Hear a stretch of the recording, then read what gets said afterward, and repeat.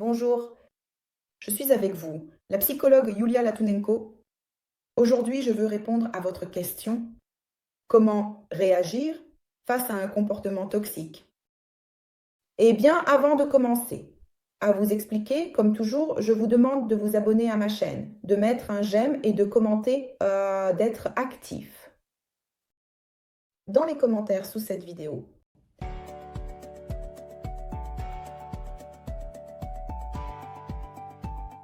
alors, avant de passer à la discussion, il faut comprendre comment identifier un comportement toxique. Parce qu'en ce moment, à une époque où il y a beaucoup de vidéos sur les narcissiques et les psychopathes sur YouTube, beaucoup de gens qualifient de toxique n'importe quoi. Alors, mettons-nous d'accord, un comportement qui viole vos limites personnelles, psychologiques ou physiques, et par définition un comportement toxique. Un comportement qui vous rabaisse, un comportement qui vous dévalorise, un comportement qui vous manipule, c'est-à-dire le comportement d'une personne, tout ce qu'une personne fait avec vous, tout cela peut être considéré comme un comportement toxique. Les indicateurs du comportement toxique des gens sont toujours votre corps. Ils vous envoient des signaux ou de la tension. Vous ressentez immédiatement un malaise dès que vous entendez une phrase ou une action dirigée contre vous. Le corps envoie signal de tension, de compression. C'est comme si vous contractiez. Quand nous avons peur, que faisons-nous? Nous contractons. Des sensations désagréables dans le corps peuvent survenir, comme un rythme cardiaque accéléré peut se produire, des tremblements, des paumes, tout cela. Un comportement toxique viole mes limites. Le désir de se cacher, c'est quand on ne vous apprécie pas et on manipule votre sentiment de honte. Ce sont tous des indicateurs que vous êtes victime d'un comportement toxique. Donc, en étant conscient de votre corps, en étant très sensible aux signaux de votre corps, vous comprendrez ce qui ne va pas. Et alors, avant de réagir, et beaucoup de gens sont très réactifs, c'est-à-dire que nous parlons de choses comme ça. La moustache, j'osais. Pour que vous ne soyez pas effrayés par la moustache, j'osais. Beaucoup de gens sont très réactifs. Ils ne réalisent même pas, ne prennent même pas le temps de comprendre pourquoi ils réagissent ainsi. Ils commencent à crier, à se défendre, à se justifier, à prouver quelque chose, dépensent beaucoup d'énergie, combattent ces moulins à vent comme Don Quichotte. Mais je vous propose d'arrêter d'être réactif. Et que faut-il pour cela? Faisons ensemble une expérience de la grenouille de laboratoire dans laquelle on pique une aiguille dans la patte. Que fait la grenouille? Immédiatement, lorsqu'elle ressent la douleur, elle retire sa patte et c'est sa réaction. Il y a un stimulus extérieur, il y a une réaction. Voici la zone. C'est le stimulus qui vient de l'extérieur et voici la réaction immédiate. Réflexe. Réaction. Beaucoup de gens vivent comme ces grenouilles de laboratoire. Ils n'ont même pas le temps de réfléchir qu'ils ont déjà une réaction d'indignation, de colère, de rage. Mais entre le stimulus et la réaction, il y a une zone appelée sentiment. Et donc, après qu'un stimulus externe soit arrivé, nous entrons dans la zone des émotions. Et nous devons nos émotions à cause du fait que nous avons ressenti un certain inconfort dans le corps, certains symptômes, signaux. Le corps nous a envoyés et donc nous devons interpréter ces signaux comme des émotions. Les émotions sont des sentiments inconscients, des sentiments de base, comme vous le savez, il y en a 7. Je vais vous les rappeler à nouveau. il y a la peur, la tristesse, la joie, la colère. Il y a la culpabilité, la honte et le dernier est l'intérêt. C'est-à-dire, il y a eu un stimulus, vous entrez dans la zone des émotions, vous prenez conscience du sentiment que tu es inquiet. Et ce n'est qu'après avoir pris conscience de ce sentiment que vous réagissez, mais votre réaction sera consciente. Après cette prise de conscience, elle sera réfléchie, intelligente, adulte. Lorsque vous avez pris conscience du sentiment, vous devez encore prendre conscience du besoin qui se cache derrière ce sentiment. Donc, quand quelqu'un se comporte de manière toxique avec nous, il frustre l'un de nos besoins. C'est-à-dire que nous ressentons soit un danger, c'est le niveau de besoin de base, soit nous sommes frustrés parce que nous n'avons pas reçu assez d'amour, d'attention, ou bien c'est notre valeur qui a souffert, ainsi que la reconnaissance, ou on nous a privés de contrôle et de pouvoir sur nous-mêmes, ou notre réalisation personnelle a été affectée. Donc, vous devez comprendre qu'un certain sentiment est apparu. Après avoir pris conscience de ce sentiment, comme une réaction à un stimulus, une réaction émotionnelle, ce sentiment, c'est-à-dire, je pense, commencer à réfléchir, qui est là, diriger les pensées dans cette direction et quel besoin se cache derrière ce sentiment. Peut-être est-ce un sentiment de peur ou de honte, parce que mon estime de soi a chuté. Quand je suis critiquée, par exemple, c'est un comportement toxique, j'entends, mon estime de soi baisse et j'ai honte. Et je commence à me défendre, mais si je ne m'en rends pas compte, je serai réactive. Je vais crier, taper du pied, je vais, en réponse, être toxique aussi. Mais je dois donner une réaction consciente. Et si je réalise que je ne suis pas appréciée pour une raison quelconque et que j'ai honte, je dois comprendre que mon besoin de reconnaissance est frustré en ce moment et ensuite je réagis de manière à pouvoir défendre adéquatement mon estime de moi. Je peux dire, par exemple, tu peux penser tout ce que tu veux de moi, mais moi, je pense tout à fait autrement. Mon estime de moi ne dépend pas de ce que tu penses ou de ce que tu dis de moi. Et de cette manière, ce sera déjà une réaction consciente, mais la plupart des gens vivent comme des grenouilles qui réagissent à un stimulus quelconque. C'est-à-dire, la première chose que j'ai dite, c'est que nous devons cesser d'être réactifs. Deuxièmement, ce qui découle du premier point, c'est de prendre conscience de ses sentiments et des besoins qui se cachent derrière ces sentiments, puis de réagir. Et troisièmement, savoir dire non et stop comme réaction à la violation de vos limites par certaines personnes depuis l'enfance.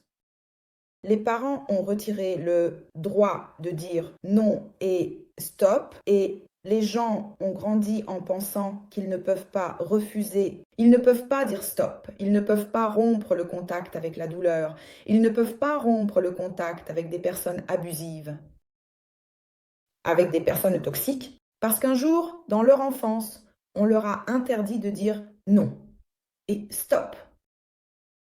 Mais c'était dans l'enfance. Il faut à nouveau se permettre le droit de dire ces mots, car non et stop sont les régulateurs de nos limites. Et ensuite, lorsque vous dites non et stop, c'est lorsque vos limites sont franchies. Vous pouvez en informer la personne. Dans un message, ce qui ne va pas, ce qui est non et ce qui est stop, non, ne fais pas ça. Je suis en colère. Quand tu cries, par exemple, je suis en colère quand les gens crient. Donc si nous le disons dans un message, quand les gens crient, je commence à me mettre en colère, j'ai peur et je te demande vraiment de ne pas crier. Arrête. C'est bien formulé. Je suis un message Je vous rappelle ici le schéma, le message je. Premièrement, vous dites « je ressens ceci et cela ». Ensuite, vous décrivez à la troisième personne, au pluriel ou au singulier, à quoi la réaction a-t-elle été provoquée. Et quatrièmement, vous dites « je te demande soit de faire ceci, soit de ne pas faire cela », et seulement dans la troisième partie. Là où il y a une demande, vous pouvez utiliser les mots « toi »,« ton »,« ta »,« tes ». Mais dans la première et la deuxième partie, comme message, essayez de ne pas utiliser le mot « toi ». Mais il y a encore une nuance. Toutes les personnes n'entendent pas le message. Toutes les personnes ne sont pas sensibles à des mots comme non et stop.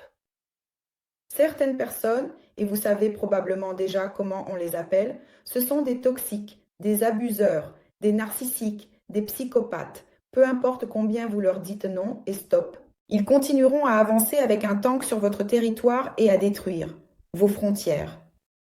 Alors, que faire lorsque vous essayez d'arrêter une telle personne toxique qui n'entend pas le langage humain, n'entend pas le langage des messages? Aucune diplomatie, seulement ses intérêts égoïstes. Et avant de vous dire quoi faire, je vous rappelle qu'il est très précieux si vous aimez cette vidéo, vous abonnez à ma chaîne et êtes actifs dans vos commentaires. Alors, que faire si vous avez affaire à des psychopathes et des narcissiques qui ne sont pas sensibles au message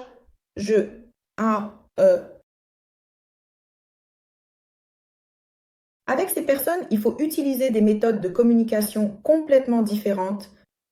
Elles sont désagréables. Ils sont désagréables. E.T.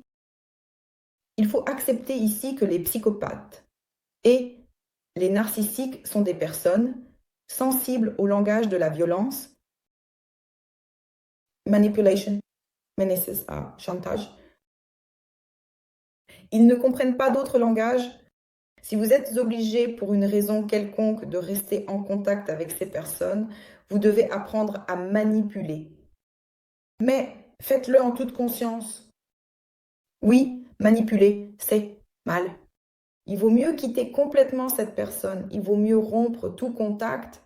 Mais comme vous me l'écrivez dans les commentaires, il y a beaucoup de situations où vous ne pouvez pas sortir du contact si rapidement. Il faut se préparer, se retirer.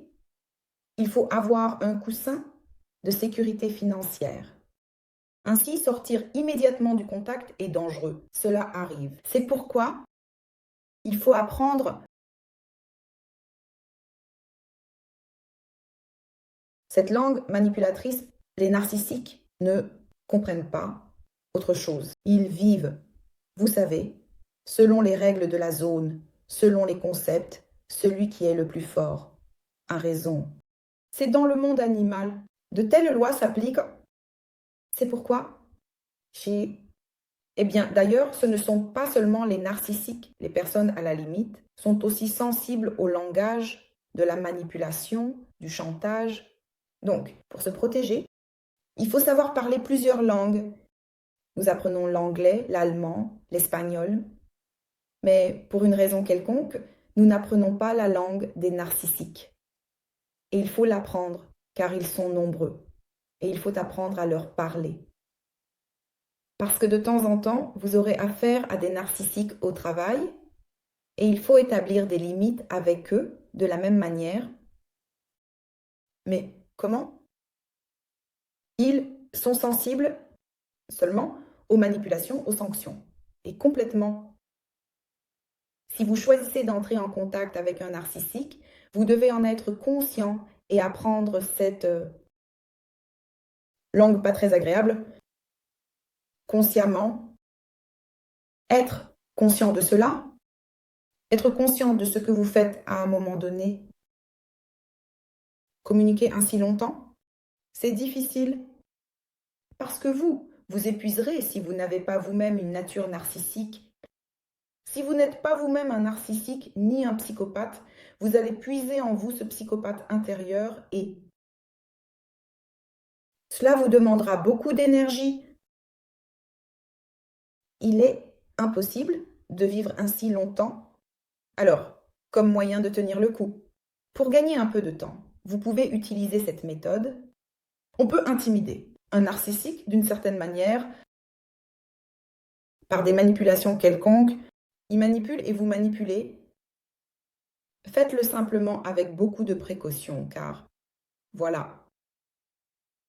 Parce que si votre partenaire est un psychopathe et enclin à des actions agressives physiques, vous savez probablement mieux qui est à vos côtés.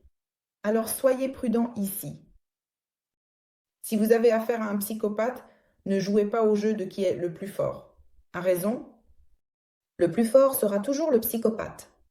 Alors, essayez de quitter cette personne le plus rapidement possible. Vous ne gagnerez jamais là-bas. Il y aura de la psychosomatique, des maladies et toutes sortes de choses. Ne risquez pas votre vie. Il vaut mieux ne pas s'engager dans une lutte avec des psychopathes. Comment distinguer si c'est un psychopathe ou un narcissique avec vous? Si vous essayez une fois de faire peur, de menacer, de faire du chantage, alors le narcissique recule, il est lâche. Mais le psychopathe, lui, devient encore plus enragé. Donc, si vous avez déjà remarqué que dès que vous commencez à parler son langage, il devient encore plus enragé. Soyez prudent, car vous pourriez en souffrir beaucoup. Mais si vous êtes déjà dans une relation avec des personnes toxiques, vous devez prêter attention à une autre chose. Il faut apprendre à être une mauvaise fille, un mauvais garçon. Avec les psychopathes, aucune diplomatie ne fonctionne. Avec les abuseurs, les manipulateurs, ils ont leur propre logique. Et plus vous montrez que vous êtes une bonne fille, un bon garçon, plus ils vous montent sur le dos. Donc, la meilleure chose à faire, c'est bien sûr de garder ses distances et de ne pas entrer en contact.